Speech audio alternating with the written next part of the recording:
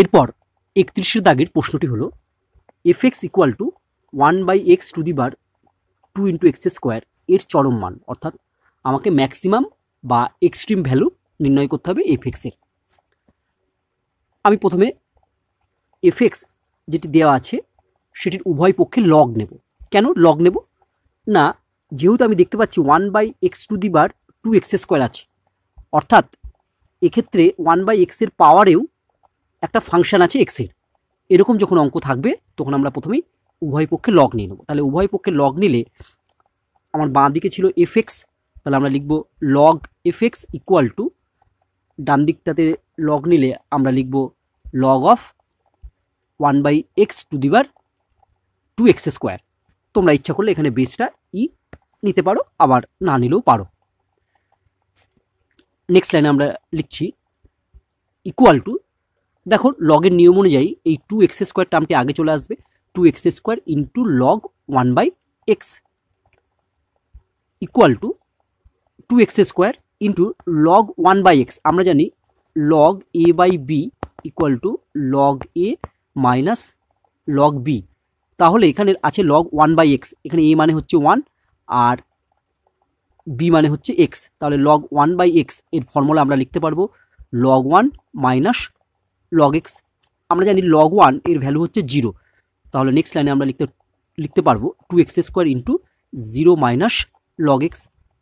এটা থেকে আমরা সিম্পলিফিকেশন করলে পাবো equal to minus 2x² log x। তাহলে আমরা পেয়ে গেলাম, দেখো log of F x equal two minus 2x² log of x. এরপর আমরা কি করব, এই log of F x equal two minus 2x² log x এটাকে আমরা এক্সের সাপেক্ষে ডেরিভেটিভ করব।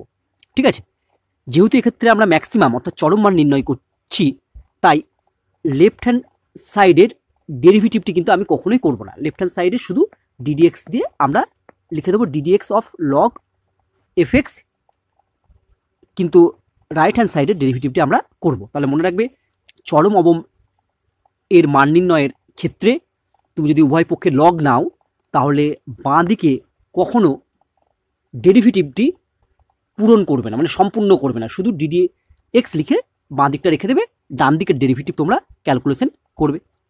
চলো এরপর আমরা নেক্সট পেজে যাই। তাহলে আমরা যদি উভয় পক্ষে ডিডিএক্স নিই তাহলে আমরা পাবো ddx of log f x equal two, এক্ষেত্রে দেখো যেহেতু -2টা কনস্ট্যান্ট, তাহলে আমরা প্রথমে লিখে দিই হচ্ছে -2 into ddx of x² log x. আমি বললাম যে বাঁ দিকে কখনোই ক্যালকুলেশন সম্পূর্ণ করবো না, বাঁ দিকটা যেমন আছে আমরা সেরকমই সবসময় লিখে রেখে দেবো। নেক্সট লাইনে আমরা লিখছি ইকুয়াল টু -2, এটাকে যদি আমরা ইউ ইন্টু ভি এর ফর্মুলা প্রয়োগ করি তাহলে প্রথমে আমরা লিখবো x² লগ এক্সের ডেরিভেটিভ হচ্ছে ইন্টু 1/x প্লাস এবার বসবে লগ এক্স ইন্টু x² এর ডেরিভেটিভ হচ্ছে 2x। এবার এটাকে যদি আমরা সিম্পলিফিকেশন করি তাহলে দেখো আমরা কি পাচ্ছি, equal to -2 into x plus 2x into log x. আমরা জানি যে চরম অবমের ক্ষেত্রে ফার্স্ট ডেরিভেটিভটা শূন্য করতে হয়, অর্থাৎ -2 into x plus 2x into log x এটা ইকুয়াল টু 0 করে এখান থেকে আমরা x এর মান নির্ণয় করব। তাহলে দেখো আমরা লিখছি অতএব এটা ইকুয়াল টু 0, -2 দিয়ে যদি আমি 0কে ভাগ করি তাহলে আমরা নেক্সট লাইনে লিখব x plus 2x into log x equal two 0। এর পরের লাইনে আমরা লিখতে পারি 2x log x equal two -x। এবার দেখো এক্ষেত্রে আমরা উভয় পক্ষ থেকে যদি এক্সটাকে কেটে দিই, এখানে x এর মান হচ্ছে নট ইকুয়াল টু হচ্ছে 0। কেন x এর মান নট ইকুয়াল টু 0? কারণ x এর মান যদি 0 হয়ে যায় তাহলে কি হবে, দেখো x এর মান হচ্ছে যদি আমি 0 হয় তাহলে দেখো এখানে হয়ে যাবে 1/0। 1/0 মানে কি আনডিফাইন্ড ফাংশনটা, তাই এখানে x হচ্ছে নট ইকুয়াল টু 0, তাই আমরা উভয় পক্ষ থেকে এক্সটাকে কেটে দিতে পারি। তাহলে উভয় পক্ষ থেকে এক্সকে বাদ দিলে আমরা লিখতে পারবো this implies 2 log x equal to -1। এর পরের লাইনে লিখবো log x ইকুয়াল টু -1/2। চলো নেক্সট পেজে যাই, তাহলে আমরা লিখছি log x ইকুয়াল টু -1/2। এবার আমি যদি লগটা তুলি তাহলে তোমরা জানো কি লিখতে পারি না, this implies x equal to log তুললে ডান দিকের যে সংখ্যাটি থাকবে সেটি ই এর পাওয়ারে বসে যাবে, e⁻⁻²। আরেকটা জিনিস মনে রাখতে পারো, কারণ এখানে যেহেতু বেসটা আমার ই ছিল আমি লিখিনি, তার জন্যই লগ তুললে এক্স ইকুয়াল টু লেখা যাবে এই এর পাওয়ারে এই মাইনাস হাফটি বসে যাবে। নেক্সট লাইনে আমরা লিখবো implies x equal two 1/e⁻²। Next লাইনে আমরা লিখছি এক্স ইকুয়াল টু 1/√e। যেহেতু এক্ষেত্রে এক্সের একটি মাত্রই মান বেরোলো, তাই আমরা কিন্তু এক্ষেত্রে ডবল ডেরিভেটিভটি নির্ণয় আর করবো না, বা ডবল ডেরিভেটিভটি টেস্ট করতে যাব না। কারণ এক্ষেত্রে দেখো প্রশ্নে আমাকে যে চরম অবম নির্ণয় করতে বলেছে, হ্যাঁ, সেক্ষেত্রে যে মানগুলো দেওয়া আছে সেখানে কোনোটিই নয়, এরকম কোনো অপশন নেই। তাই আমরা যেহেতু এক্সের মান এখানে একটা মান বেরিয়েছে, তাই আমরা ডবল ডেরিভেটিভের যে টেস্ট আছে চরম অবমের জন্য সেটি আমরা কখনোই করব না, কারণ সময় বেশি লেগে যাবে। এরপরের লাইনে দেখো আমরা কি লিখছি, যেহেতু এফ এক্স ইকুয়াল টু এটা দেওয়া আছে, তাই এক্সের মান আমি এক্ষেত্রে 1/e যদি বসিয়ে দিই তাহলে পাবো, অতএব এফ অফ 1/e নয়, সরি, এক্সের মান যদি আমি 1/√e বসাই তাহলে হচ্ছে F of 1/√e equal to আমরা কি লিখতে পারবো, দেখো এখানে যদি এক্সের জায়গায় 1/√e বসাই তাহলে হয়ে যাবে হচ্ছে √e⁻2 ইন্টু x² আছে, তাহলে 1/√e তার স্কোয়ার করলে হবে 1/e ইকুয়াল টু, দেখো √e এর পরিবর্তে আমরা লিখতে পারি e⁻½ আর পাওয়ারে থাকলো 2/e। এখানে দেখো এই 2 আর এই 2টা কেটে যাবে, 2 কেটে গেলে আমরা থাকবে হচ্ছে e⁻1/e, এটাকে আমরা লিখতে পারি এরকম। তাহলে এটাই আমার হচ্ছে অ্যান্সার। তাহলে দেখি সঠিক উত্তর কোনটি। না, দেখো এক্ষেত্রে সঠিক উত্তর হলো আমার বি।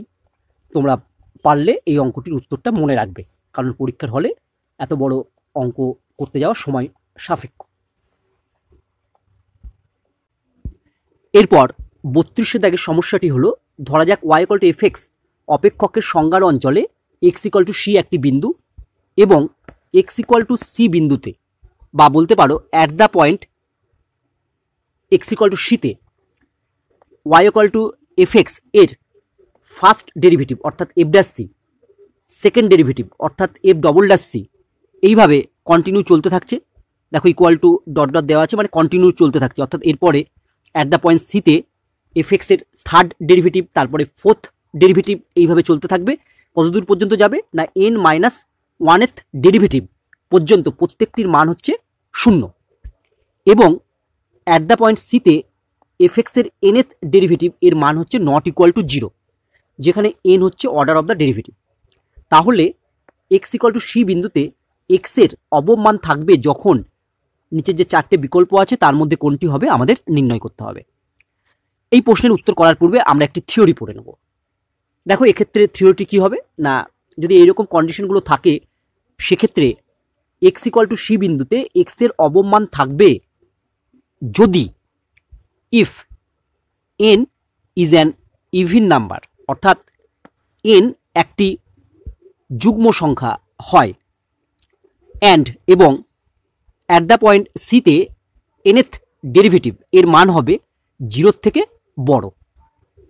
তাহলে আমার কন্ডিশনটা কি হলো এক্ষেত্রে না, n কে হতে হবে ইভিন নাম্বার বা যুগ্ম সংখ্যা, এবং nth derivative at the point সিতে হতে হবে 0 থেকে বড়। তাহলে এক্ষেত্রে সঠিক উত্তর কোনটি?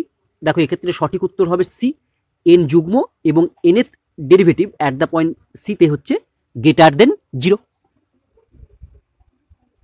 এরপর 33 দাগের প্রশ্নটি হলো, একটি ব্যাগে 3টি লাল বল, 4টি নীল বল এবং 2টি সবুজ বল আছে। 3টি বল ব্যাগ থেকে যথেচ্ছভাবে তোলা হলো, নো রিপ্লেসমেন্ট, অর্থাৎ তোলার পর বলটি আর ব্যাগে ফেরত দেওয়া হয়নি। বল 3টি প্রত্যেকটি ভিন্ন রঙের হবে, তার সম্ভাবনা কত হবে আমাদের নির্ণয় করতে হবে। চলো আমরা এই প্রশ্নের উত্তর করে ফেলি। এখানে আমরা দেখতে পাচ্ছি টোটাল বল কটা আছে, টোটাল বল আছে 3 + 4 + 2 অর্থাৎ 9টা, টোটাল বল হচ্ছে 9। এবার আমাকে 3টি বল আমাকে তুলতে বলা হয়েছে, অর্থাৎ এই টোটাল যে 9টা বল আছে একটি ব্যাগে, সেখান থেকে আমাকে 3টি বল তুলতে বলা হয়েছে। তাহলে যদি আমি নমুনাদেশটি এস ভেবে নিই, তাহলে n of S equal to কত হবে না, 9টা বল থেকে আমাকে 3টে বল তুলতে হবে। আমরা জানি 9টা বল থেকে 3টে বল তোলা যায় 9c3 প্রকারে। এটাকে আমরা ক্যালকুলেশন করব, তোমরা কীভাবে ক্যালকুলেশন করতে হয় সবাই জানো, তা আমি জাস্ট ক্যালকুলেশন করছি, তোমরা তোমাদের মতো ক্যালকুলেশন করে নেবে।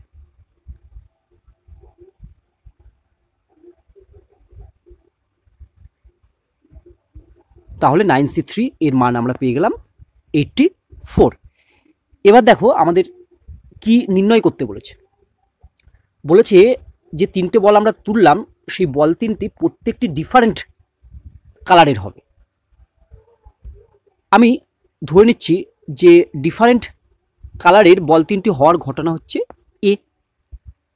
তাহলে আমরা কি নির্ণয় করব না, অতএব N of A equal to কত হবে দেখো, অর্থাৎ তিনটে বল ডিফারেন্ট কালারের হবে, অর্থাৎ একটি হবে লাল রঙের বল, একটি হবে নীল রঙের বল, আর একটি হবে সবুজ রঙের বল। আমরা দেখতে পাচ্ছি যে রেড কালারের বল আছে তিনটি, তাহলে তিনটে বল থেকে একটা বল তোলা যায় 3C1 প্রকারে, ইন্টু দেখো ব্লু বা নীল কালারের বল আছে চারটি, তাহলে সেখান থেকে একটি বল নেওয়া যায় 4C1 প্রকারে, ইন্টু আবার দেখো গ্রিন বা সবুজ কালারের বল আছে দুটি, এই দুটো বল থেকে একটি বল নেওয়া যায় 2C1 প্রকারে। এটা যদি আমরা ক্যালকুলেশন করি তাহলে কত পাবো আমরা দেখি, 3C1 মানে 3 ইন্টু 4C1 মানে 4 ইন্টু 2C1 মানে 2, তাহলে ইকুয়াল টু আমরা পেয়ে যাচ্ছি হচ্ছে 24। তাহলে P of A equal to কত হবে নির্ণয় করি। অতএব পি অফ এ, অর্থাৎ এটাই হচ্ছে আমাদের নির্ণয় সম্ভাবনা। P of A equal to আমরা জানি কি না, N of A by N of S. এবার দেখো আমরা এদের মানগুলো যদি বসিয়ে দিই তাহলে কত পাবো, equal to N of A এর মান হচ্ছে 24 আর এন অফ এস এর মান হচ্ছে 84। এবার যদি আমরা কাটাকাটি করি 12 দিয়ে 12 দুগুণে 24, 7 বারং 84, ইকুয়াল টু হচ্ছে আমাদের হয়ে গেল 2/7। তাহলে দেখো এক্ষেত্রে আমাদের সঠিক উত্তর হবে কত না, এক্ষেত্রে সঠিক উত্তর হবে আমাদের ডি, 2/7। এরপর 34 দাগের প্রশ্নটি হলো 1 থেকে 52 পর্যন্ত সংখ্যা লিখিত 52টি কার্ড একটি বাক্সে রাখা আছে। বাক্সটি থেকে যথেচ্ছভাবে একটি কার্ড টানা হলো। ওই কার্ডটির লিখিত সংখ্যাটি পূর্ণবর্গ সংখ্যা না হওয়ার সম্ভাবনা কত আমাদের নির্ণয় করতে হবে। তাহলে 1 থেকে 52 পর্যন্ত লেখা কতগুলি কার্ড আছে, তাহলে 1 থেকে 52 পর্যন্ত সংখ্যার মধ্যে কতগুলি পূর্ণবর্গ সংখ্যা আছে আমরা প্রথমে দেখে নিই। তার জন্য আমরা কি করব, এই 52-র কাছাকাছি পূর্ণবর্গ সংখ্যা কত সেটা আমরা প্রথমে দেখব। দেখো আমরা যদি 8 স্কোয়ার করি তাহলে 8 স্কোয়ার মানে হচ্ছে 64, যেটা 52 থেকে বেশি। আবার দেখো 7 তার স্কোয়ার মানে হচ্ছে 49, যেটা 52 এর থেকে ছোট, অর্থাৎ 52-র মধ্যে আছে। তাহলে 52-র মধ্যে অর্থাৎ 1 থেকে 52-র মধ্যে পূর্ণবর্গ সংখ্যা কটা আছে না, 1 থেকে 52 এর মধ্যে পূর্ণবর্গ সংখ্যা আছে 7টি। ঠিক আছে, চলো এবার আমরা এই প্রশ্নের উত্তর করে ফেলি। দেখো আমি যদি এক্ষেত্রে নমুনা দেশ এস ধরি তাহলে N of S equal to কত লিখতে পারবো। আমাকে দেখো 52টি কার্ড একটি বাক্সে আছে, সেই বাক্স থেকে একটি কার্ড টানতে বলেছে। তাহলে 52টি কার্ড থেকে একটি কার্ড নেওয়া যায় 52C1 প্রকারে। 52C1 মানেই হচ্ছে 52, তাহলে এনএস এর মান হচ্ছে 52। এবার আমরা দেখি 1 থেকে 52 এর মধ্যে কতগুলো পূর্ণবর্গ সংখ্যা আছে। দেখো একটু আগে আমরা সেটা দেখলাম 7টি। দেখো কিভাবে 7টি আসছে, আমরা যদি লিখি 1 স্কোয়ার মানে 1, 2 স্কোয়ার হচ্ছে 4, 3 square 9, 4 square 16, 5 square 25, 6 square 36, 7 square 49, 8 square হচ্ছে 64, সেটা হচ্ছে বেশি হয়ে গেল। তাই আমাদের পূর্ণবর্গ সংখ্যা আছে 1 থেকে 52-র মধ্যে 7টি। ওকে, তাহলে আমার পূর্ণবর্গ সংখ্যা কটা আছে 1 থেকে 52-র মধ্যে 7টি। এবার আমরা ধরি টানা কার্ডটি পূর্ণবর্গ হওয়ার ঘটনা হচ্ছে এ। তাহলে বলো তো, অতএব এন অফ এ কত হবে। এন অফ এ মানে 1 থেকে 52-র মধ্যে কতগুলো পূর্ণবর্গ সংখ্যা আছে না, 1 থেকে 52-র মধ্যে আমরা পেলাম হচ্ছে 7টি পূর্ণবর্গ সংখ্যা আছে। তাহলে N of A equal to হচ্ছে 7। তাহলে অতএব P of A equal to আমরা জানি N of A by N of S, তাদের মানগুলো আমরা বসিয়ে দিলে আমরা পাবো ইকুয়াল টু 7/52। কিন্তু দেখো আমাদের কি নির্ণয় করতে হবে, আমাদের নির্ণয় করতে হবে যে টানা কার্ডটির লিখিত সংখ্যাটি পূর্ণবর্গ সংখ্যা না হওয়ার সম্ভাবনা। আমরা কিন্তু পেলাম পূর্ণবর্গ হওয়ার সম্ভাবনা হচ্ছে 7/52। তাহলে অতএব টানা কার্ডটি পূর্ণবর্গ না হওয়ার সম্ভাবনা হবে পি অফ এ তার কমপ্লিমেন্ট বা পি অফ এ ড্যাশ, কারণ টানা কার্ডটি পূর্ণবর্গ হওয়ার ঘটনা হচ্ছে এ, তাহলে পূর্ণবর্গ না হওয়ার ঘটনা হবে এ তার কমপ্লিমেন্ট। তাহলে বর্গ না হওয়ার সম্ভাবনা হবে P of a dash. P of a dash মানেই হচ্ছে 1 মাইনাস পি অফ এ। এখানে পি অফ এ এর ভ্যালু হচ্ছে 7/52, আমরা বসিয়ে দিলাম 7/52। এটাকে যদি আমরা ক্যালকুলেশন করি তাহলে আমরা পাবো হচ্ছে 45/52। তাহলে এক্ষেত্রে সঠিক উত্তর কোনটি? এক্ষেত্রে সঠিক উত্তর হলো সি, 45/52। এরপর 35 দাগের প্রশ্নটি হলো এ এবং বি পরস্পর স্বাধীন ঘটনা মানে ইন্ডিপেন্ডেন্ট, এবং P of A equal to 0.2 এবং P of A union B bar equal to 0.6। এখানে বি এর মাথায় কিন্তু এরকম একটা বার আছে। তাহলে পি অফ বি এর মান আমাদের নির্ণয় করতে হবে। এখানে দেখো বলা আছে এ ও বি পরস্পর স্বাধীন মানে ইন্ডিপেন্ডেন্ট। তাহলে তোমরা মনে রাখবে যে এ ও বি যদি ইন্ডিপেন্ডেন্ট হয় তাহলে এ বার কমা বি এটাও স্বাধীন হবে বা স্বাধীন বা ইন্ডিপেন্ডেন্ট হবে। আবার এ কমা বি বারও স্বাধীন বা ইন্ডিপেন্ডেন্ট হবে। আবার এ বার কমা বি বার ও স্বাধীন বা ইন্ডিপেন্ডেন্ট হবে। আমার কিন্তু প্রশ্নে বলা ছিল কে কে ইন্ডিপেন্ডেন্ট, না এ আর বি হচ্ছে ইন্ডিপেন্ডেন্ট। তাহলে এখানে যে চারটে পেয়ার আছে বা চারটে জোড়া আছে তার মধ্যে যে কোনো একটি যদি স্বাধীন বা ইন্ডিপেন্ডেন্ট হয় তাহলে অপর যে তিনটি থাকবে সেই তিনটিও স্বাধীন বা ইন্ডিপেন্ডেন্ট হবে। বিষয়টি আশা করি তোমরা বুঝতে পারলে। তাহলে দেখো প্রশ্নে বলেছে কি এ ও বি পরস্পর হচ্ছে স্বাধীন মানে ইন্ডিপেন্ডেন্ট। তাহলে আমরা দেখো বলতে পারবো যে এ বার কমা বি ও স্বাধীন হবে মানে ইন্ডিপেন্ডেন্ট, স্বাধীন হবে। চলো আমরা এই প্রশ্নের উত্তর শুরু করি এই P of A union B bar equal to 0.6 থেকে। তাহলে P of A union B bar equal to হচ্ছে 0.6। আমরা এই বি এর মাথায় বারটি একেবারে বাইরে কমন নিয়ে লিখব। তাহলে কি হয়? তাহলে আমরা লিখব দিস ইমপ্লাইজ পি অফ, আমি ফার্স্ট ব্র্যাকেটটা দিয়ে রাখলাম, বারটা একেবারে বাইরে বার করব। যদি বার তুমি ব্র্যাকেটের বাইরে বার করো তাহলে ব্র্যাকেটের ভেতরে যার মাথায় বার ছিল না তার মাথায় বার বসে যাবে, অর্থাৎ এর মাথায় বার বসবে। মাঝে যদি ইউনিয়ন থাকে তাহলে সেটা ইন্টারসেকশন হবে, আর ইন্টারসেকশন থাকলে ইউনিয়ন হবে। এখানে যেহেতু ইউনিয়ন আছে তাই মাঝেটা আমার ইন্টারসেকশন হয়ে যাবে, আর বি এর মাথায় বার ছিল তাই বি এর মাথা থেকে বারটা উঠে যাবে, ইকুয়াল টু হচ্ছে 0.6। এবার দেখো আমরা যদি এই বাইরের যে বারটি আছে সেটি যদি বাদ দিই তাহলে আমরা লিখতে পারবো 1 minus P of A bar intersection B equal to 0.6। This implies 1 minus, এবার দেখো এ বার আর বি হচ্ছে পরস্পর স্বাধীন বা ইন্ডিপেন্ডেন্ট। যেহেতু এরা স্বাধীন বা ইন্ডিপেন্ডেন্ট তাই আমরা লিখতে পারবো P of A bar into P of B equal to 0.6। তোমরা মনে রাখবে যে যদি এ ও বি স্বাধীন হয় তাহলে A intersection B equal to হয় কি না P of A into P of B, এটা হয়ে যায়। সেই সূত্রটি এখানে প্রয়োগ করা হলো। এবার দেখো আমাদের প্রশ্নে কার মান দেওয়া আছে, না আমাদের প্রশ্নে পি অফ এ এর মান দেওয়া আছে। পি অফ এ হচ্ছে 0.2।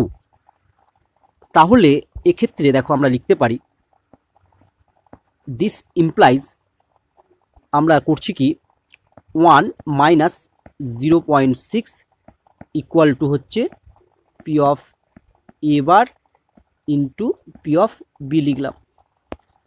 দিস ইমপ্লাইজ, এবার দেখো এই পি অফ এ বার এর পরিবর্তে আমি লিখতে পারি 1 minus P of A into P of B equal to কত না 1 মাইনাস 0.6 মানে আমরা পাবো হচ্ছে equal to 0.4।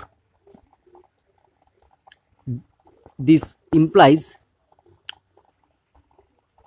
1 minus P of A এর মান কত, পি অফ এ এর মান হচ্ছে 0.2 into P of B equal to আমরা লিখছি হচ্ছে কত 0.4।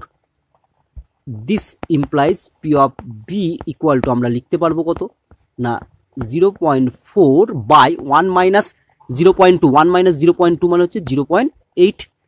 এটাকে যদি তোমরা ক্যালকুলেশন করো তাহলে দেখবে পাবে ইকুয়াল টু হচ্ছে হাফ ইকুয়াল টু হাফ মানেই হচ্ছে 0.5। তাহলে আমার সঠিক উত্তর কোনটি?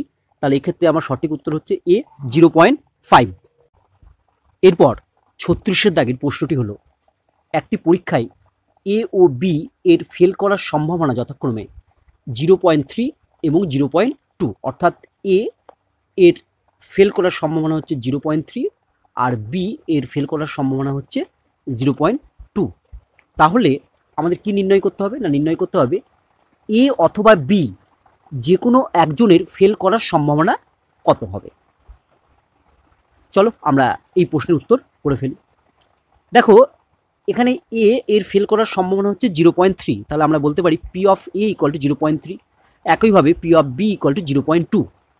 আমাদের নির্ণয় করতে হবে এ অথবা বি যে কোনো একজনের ফেল করার সম্ভাবনা। তার মানে আমরা নির্ণয় করব কি? আমরা নির্ণয় করব P of A union B. P of A union B বলতে বোঝায় এ এবং বি এর মধ্যে যে কোনো একটি ঘটনা ঘটার সম্ভাবনা। তাহলে এক্ষেত্রে P of A union B বলতে বোঝানো হচ্ছে এ অথবা বি যে কোনো একজনের ফেল করার সম্ভাবনা। আমরা জানি যে P of A union B এর ফর্মুলা কি? না, P of A plus P of B minus P of A intersection B. তাহলে আমরা লিখছি অতএব P of A union B equal to P of A plus P of B minus P of A intersection B equal to P of A এর মান হচ্ছে 0.3 plus P of B এর মান হচ্ছে 0.2। এবার এখানে এ ও বি দেখো পরস্পর স্বাধীন, কারণ এদের আলাদা আলাদাভাবে ফেল করার সম্ভাবনা হচ্ছে 0.3 আর বি এর হচ্ছে 0.2। তাহলে এক্ষেত্রে এ ও বি স্বাধীন। যেহেতু এ ও বি স্বাধীন, তাই আমরা লিখতে পারবো minus P of A intersection B এর পরিবর্তে P of A into P of B. এটা কেন লিখতে পারলাম? না, যেহেতু এ আর বি স্বাধীন, আমরা জানি এ আর বি স্বাধীন হলে P of A intersection B equal to P A into P B হয়। ইকুয়াল টু এই দুটো যোগ করলে আমরা পাবো হচ্ছে 0.5 মাইনাস এক্ষেত্রে আবার পি অফ এ আর পি অফ বি এর মানগুলো বসিয়ে দিই। নেক্সট লাইনে আমরা লিখতে পারি 0.5কে আমরা লিখতে পারি ইকুয়াল টু 0.50 মাইনাস এই দুটো গুণ করলে আমরা পাবো 0.06। এটা যদি আমরা বিয়োগ করি তাহলে পাবো আমরা 0.44। তাহলে এক্ষেত্রে আমাদের সঠিক উত্তর কোনটি হলো? না, এক্ষেত্রে সঠিক উত্তর হলো বি 0.44। এরপর আমরা 37 দাগের প্রশ্নটি নিয়ে আলোচনা করব। মনে করো উদ্দেশ্যহীনভাবে স্কুলের দিনে তোমরা ঘরে বসে পড়াশোনা করার সময় এক্স দ্বারা সূচিত হয়। এক্সের সম্ভাবনার জন্য স্মল এক্সকে নিম্নরূপে বিবৃত করা হলো, যেখানে কে হলো অজ্ঞাত ধ্রুবক, মানে কে হলো কনস্ট্যান্ট।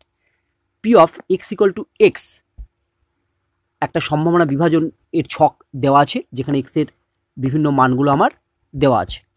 তাহলে আমাদের কি নির্ণয় করতে হবে? আমাদের নির্ণয় করতে হবে কমপক্ষে 2 ঘন্টা পড়াশোনা করার সম্ভাবনা, অর্থাৎ অ্যাটলিস্ট 2 আওয়ার পড়াশোনা করার সম্ভাবনা। কমপক্ষে 2 ঘন্টা বা অ্যাটলিস্ট 2 ঘন্টা বলতে কি বোঝায়? অ্যাটলিস্ট 2 ঘন্টা বলতে বোঝায় হয় তোমাকে 2 ঘন্টা পড়তে হবে, নাহলে 2 ঘন্টা থেকে বেশি পড়তে হবে। অর্থাৎ এক্ষেত্রে আমাদের নির্ণয় করতে হবে P of x greater equal to 2। X greater equal to 2 বলতে বোঝায় এক্সের মান হয় 2, নাহলে 2 এর থেকে বড়। যেহেতু এক্ষেত্রে সম্ভাবনা বিভাজন অপেক্ষকটি দেওয়া আছে, তাহলে আমরা প্রথমেই এই সম্ভাবনা বিভাজন অপেক্ষকের যে মানগুলো দেওয়া আছে সেই মানগুলোর যোগফল ইকুয়াল টু 1 লিখে আমরা প্রথমে কে এর মান নির্ণয় করে ফেলব। দেখো যখন এক্স ইকুয়াল টু 0 তখন P of x equal two x এর মান দেওয়া আছে 0.1, তাহলে আমরা প্রথমে লিখে দিলাম 0.1।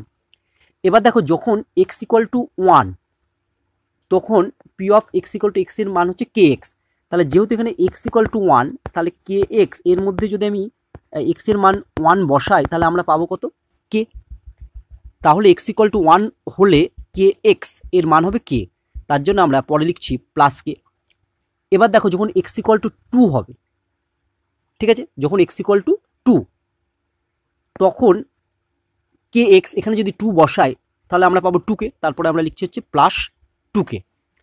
এবার যখন এক্স ইকুয়াল টু 3 তখন তার ভ্যালুটা হচ্ছে এটা কে ইন্টু 5 মাইনাস এক্স। তাহলে এখানে এক্সের জায়গায় যদি 3 বসিয়ে দিই তাহলে 5 মাইনাস 3 মানে হচ্ছে আমরা পাবো 2, মানে 2কে। অর্থাৎ এক্স ইকুয়াল টু 3 জন্য P of x equal two x এর মান পেয়ে গেলাম আমরা প্লাস 2কে লিখলাম। এরপরে দেখো এক্স ইকুয়াল টু 4 যখন, তখন P of x equal two x এর মান কত হবে? এখানে যদি এক্স ইকুয়াল টু 4 বসাই দিয়ে ক্যালকুলেট করি তাহলে শুধু পাবো আমরা কে, তাহলে আমরা পরে লিখবো হচ্ছে প্লাস কে। অন্যান্য ক্ষেত্রে মান হচ্ছে 0, তাহলে আমরা লিখলাম হচ্ছে +0। তাহলে এই সমস্ত যোগফলগুলোর মান আমরা কত হয় জানি না, সমস্ত যোগফলগুলোর মান আমরা হয় জানি 1, তাহলে ইকুয়াল টু 1।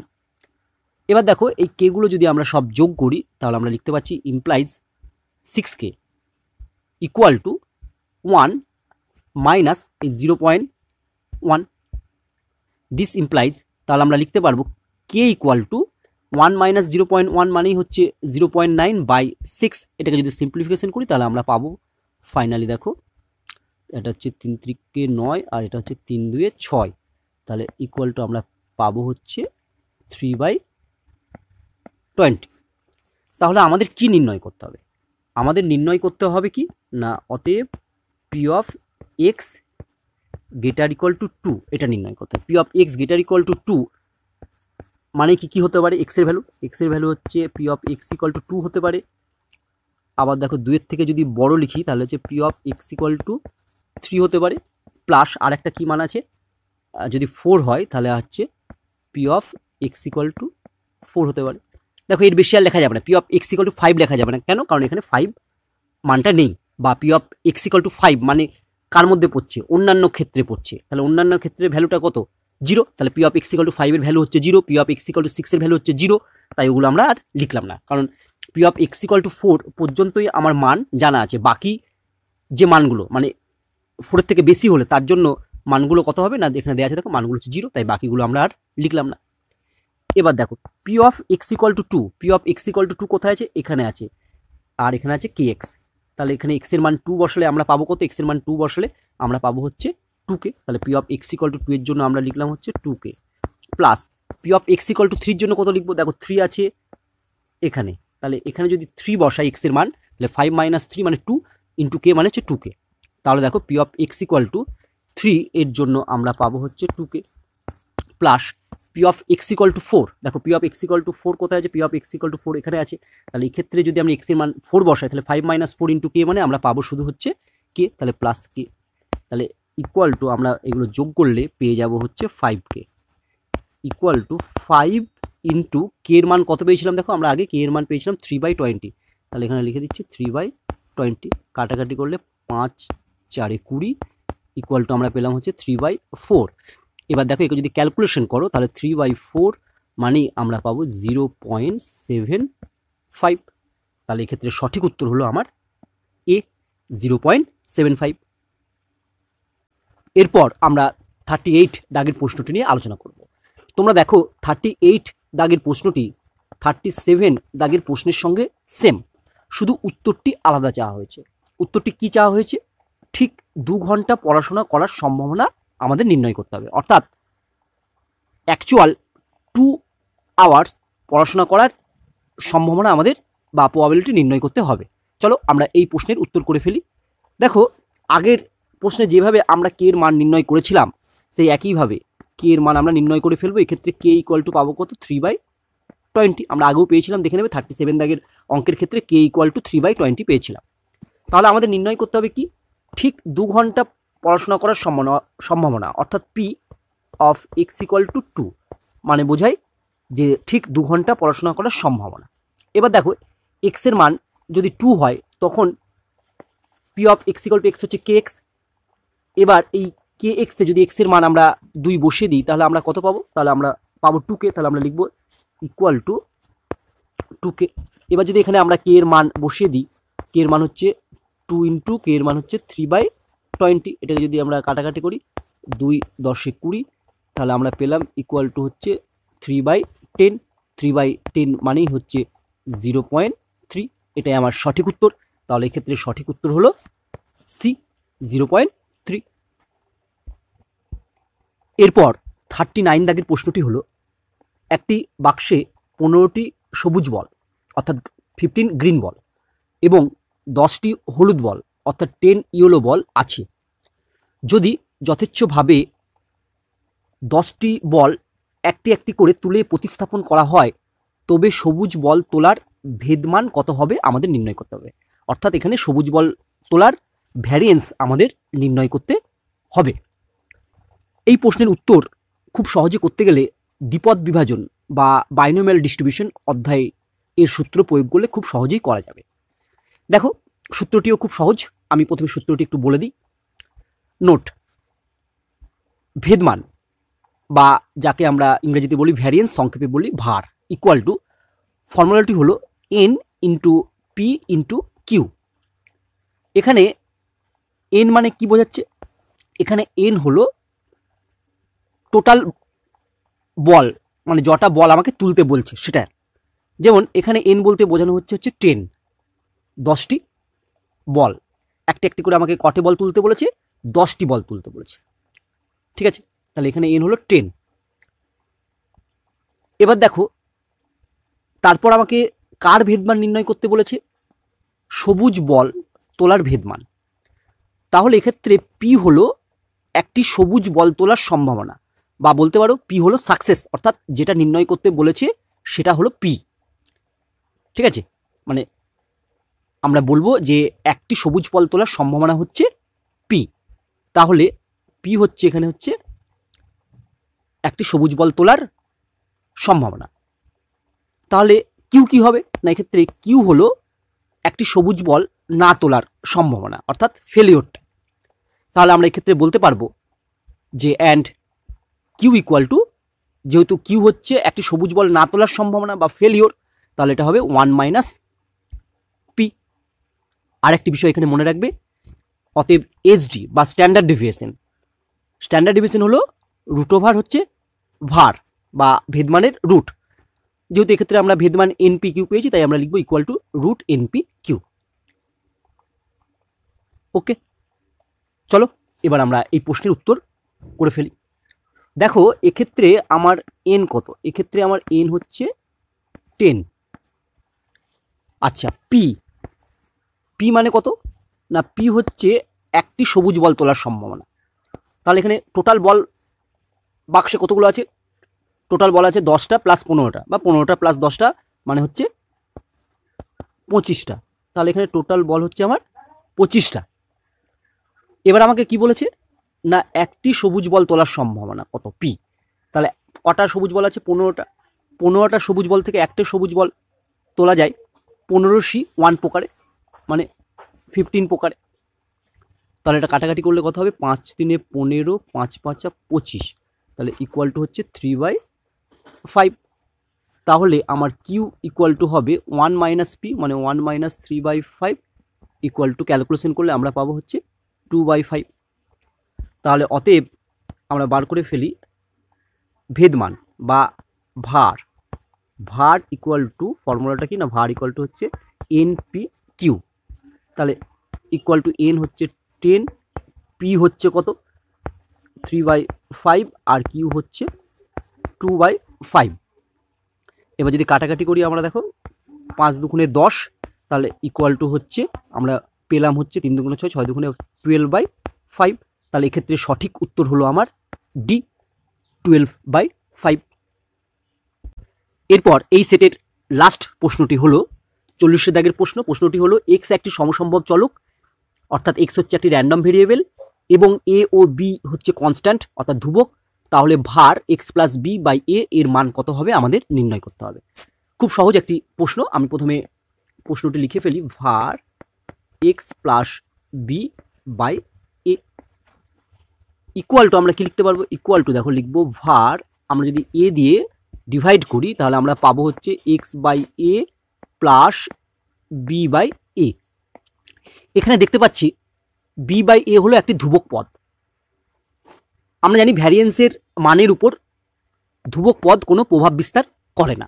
এবার আমাদের দেখতে হবে কি, যে সমসম্ভব চলক এক্স এর সঙ্গে কোনো ধ্রুবক পদ গুণ আছে কিনা। আমরা দেখতে পাচ্ছি এই এক্স এর সঙ্গে যে ধ্রুবক পদটি গুণ আছে সেটি হচ্ছে 1/a।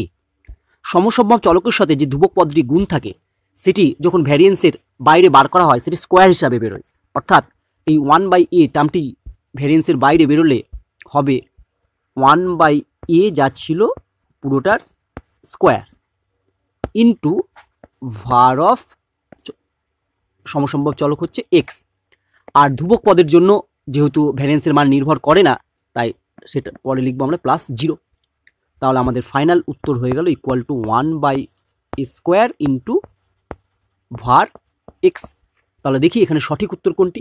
তাহলে এখানে সঠিক উত্তর হলো B, 1/a² into var x। আরেকটি বিষয় তোমরা এখানে মনে রাখবে, যেটা পরীক্ষার হলে তোমরা অনেকেই ভুল করো।